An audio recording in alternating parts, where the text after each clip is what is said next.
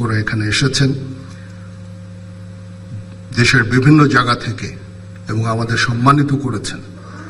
এই জন্য আমি ব্যক্তিগতভাবে আপনাদের কাছে কৃতজ্ঞ এবং সেনাবাহিনী অত্যন্ত কৃতজ্ঞ আপনাদের কাছে। আমি গভীরভাবে শ্রদ্ধা জানাচ্ছি মহান মুক্তিযুদ্ধে সকল বীর শহীদদের এবং তাদের রুহের মাগফিরাত কামনা করছি।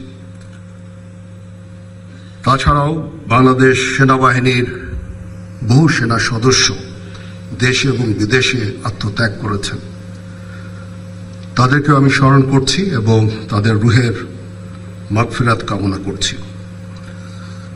আজকে আপনারা বীর মুক্তিযোদ্ধা বৃন্দ আমাদের এখানে এসেছেন, আমাদের সম্মানিত করেছেন। আপনাদের ঋণ আমরা কোনোদিন শোধ করতে পারবো না। আপনারা জাতির শ্রেষ্ঠ সন্তান, আমাদের পথিকৃৎ।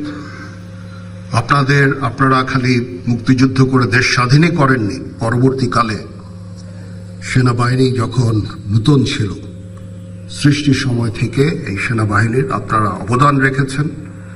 আপনাদের এই অবদানের ফলশ্রুতিতেই আজকে যে সেনাবাহিনী আমরা এখানে দাঁড়িয়ে আছি সেই সেনাবাহিনী, এবং এই সেনাবাহিনী দেশের ক্রান্তিকালে অনেক ভালো কাজ করে যাচ্ছে।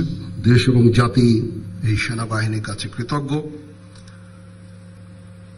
দিনরাত সেনা সদস্যরা পরিশ্রম